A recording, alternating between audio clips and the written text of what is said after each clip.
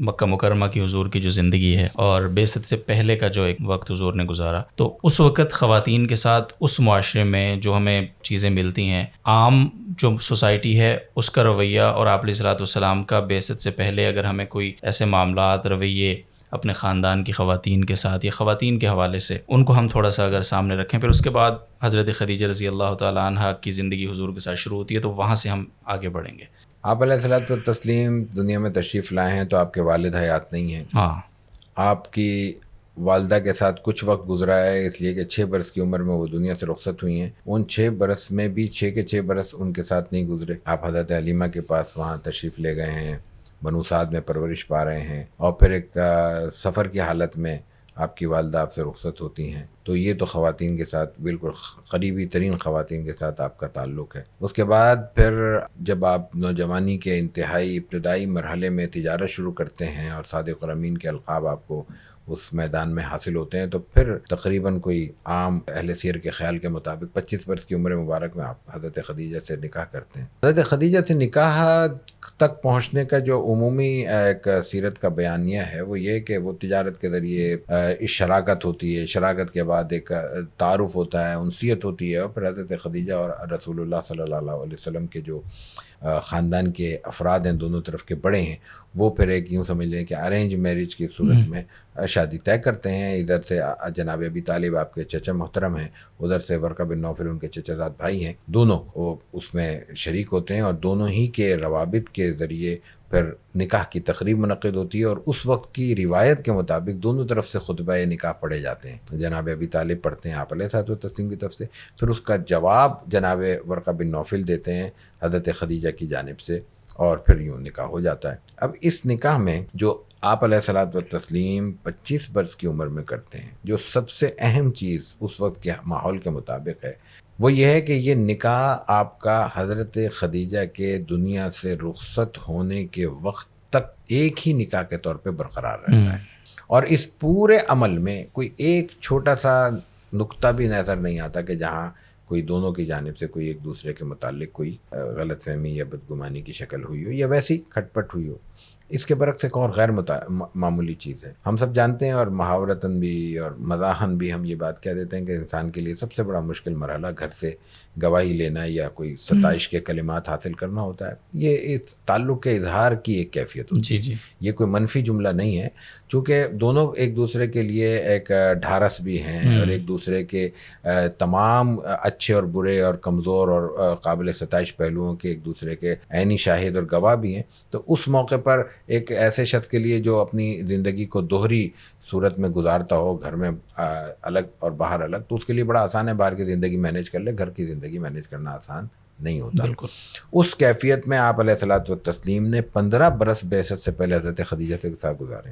ان 15 برسوں کی گواہی حضرت خدیجہ نے آپ علیہ الصلوۃ والتسلیم کی بعثت کے بعد مرحلہ اول میں جب آپ حضرت خدیجہ کے پاس تشریف لاتے ہیں اور اپنے احساسات ان کے سامنے بیان کرتے ہیں، تو انہوں نے 5 جملوں میں وہ پوری تحریک بیان کر دی۔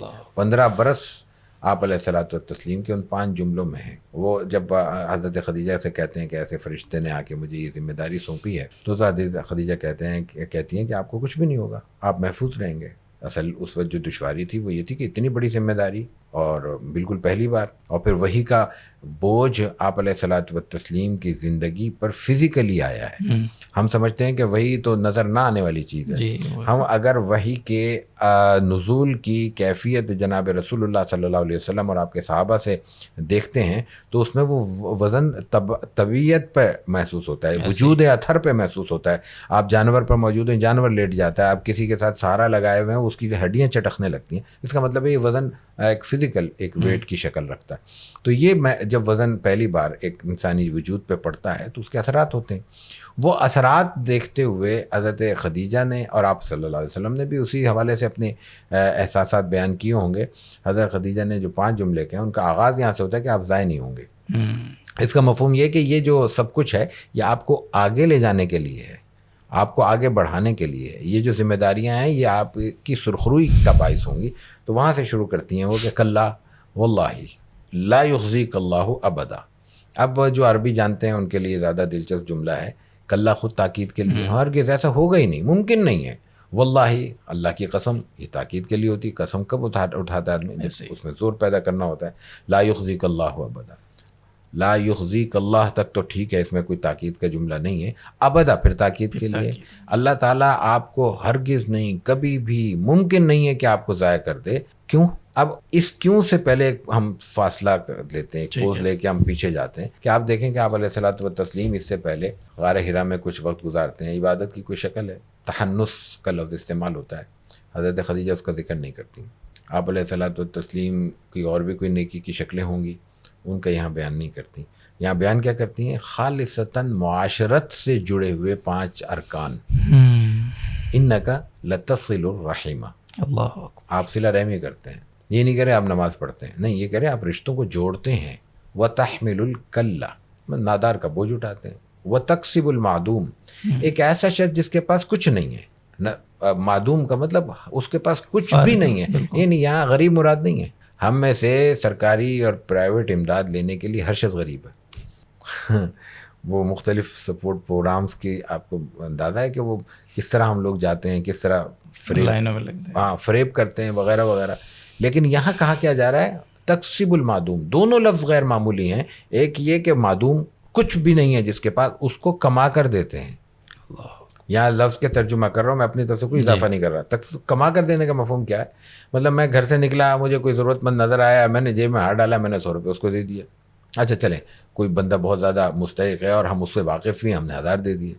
یا چلیں اور اللہ نے کوئی توفیق دی، ہمارے پاس اضافی کچھ پیسے تھے، میں نے 10,000 روپये بھی دے دیے. وہ بتائیے کہ کیا 10,000 میں نے کچن سے نکال کے دیے؟ نہیں. میں نے اپنے بچوں کی فیس کے دیے؟ نہیں. میں نے اپنے کوئی اور بہت ہی انتہائی ضرورت سے دیے؟ نہیں. وہ رقم اللہ ہی کی دی ہوئی تھی، اللہ ہی کی مخلوق تک پہنچی، اللہ کی توفیق سے ایک نیکی کا مجھے عمل کرنے کا موقع ملا، لیکن وہ میری انتہائی ضرورتوں سے زائد تھی. بالکل. تکسب المعدوم یہ نہیں ہے. تکسب المعدوم ہے کہ ایک ضرورت مند آپ کے سامنے آیا صلی اللہ علیہ وسلم، آپ نے اس کے لیے الگ سے کمایا ہے اور اس مقصد سے کمایا ہے کہ میں یہ کماؤں تاکہ میں اس ضرورت مند کی ضرورت پوری کر سکوں. یہ اصل انفاق کی اعلیٰ ترین شکل ہے جو صرف کسی نبوت سے ہی متعلق ہو سکتی ہے. اس کے نسبت کسی انسان کی طرف کرنا بڑا مشکل ہوگا. اور وہ تقریر الضیف، اب وہ تقریر الضیف کا معنی عام ہے، مہمان نوازی کرتے ہیں. مہمان نوازی آج بھی اللہ کا شکر ہے کرتے ہیں، سبھی کرتے ہیں. بعض قبائل میں، بعض علاقوں میں، بعض خطوں میں، بعض شخصیات میں اس کی زیادہ اہمیت ہے، یا یہ کہ اس کو زیادہ اللہ نے اس معاملے میں توفیق دی ہے. لیکن ہر شخص کچھ نہ کوئی پانی کا گلاس تو پلا ہی دیتا ہے. آپ نے ہی پلایا.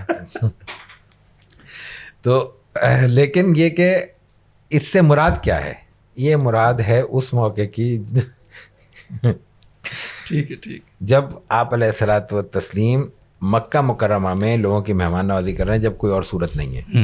مہمان نوازی اس زمانے کی اور آج کی زمین آسمان کا فرق ہے، اس وجہ سے کہ اس کے پاس اس وقت کوئی سرائے نہیں تھے، ہوٹل نہیں تھے، نہ کھانے کو کچھ میسر تھا باہر سوائے اس کے کہ کسی کی کنڈی کھٹکھٹائی جائے اور اس سے مدد لی جائے، اور نہ ٹھکانہ تھا، رہائش کے لیے کوئی صورت تھی. اس وقت آپ علیہ الصلوۃ والتسلیم کے لیے کہا جا رہا ہے کہ وہ تقریر الضیف، اور یہ عام طور پر اجنبیوں کے لیے ہوتی تھی. مہمان نوازی تو الگ چیز ہو گئی، یہ اجنبیوں کے لیے اپنے دروازے اس طرح کھلے رکھنا کہ وہ آ سکیں. اور وَتُعِينُوا عَلَىٰ نَوَائِبِ الْحَقِّ، جو بھی حق کے معاملات تھے، جہاں کسی مظلوم کا ساتھ دینے کی کیفیت تھی، آپ علیہ الصلوۃ والتسلیم آگے ہوتے تھے. یہ کون کہہ رہا ہے؟ تاریخ انسانی میں کسی اور بیوی سے اپنے شوہر کی یہ تعریف شاید ہی ممکن نہیں ہے کہ منقول ہو. شاید کا لفظ بھی زبان پہ ایسے ہی آ گیا. اگلی بات، یہ جو 5 جملے ہیں یہ حضرت خدیجہ کے رضی اللہ تعالیٰ عنہ سیرت کی تاریخ میں بطور سیرت نگار بھی پہلے جملے شمار ہوتے ہیں یا ہو سکتے ہیں.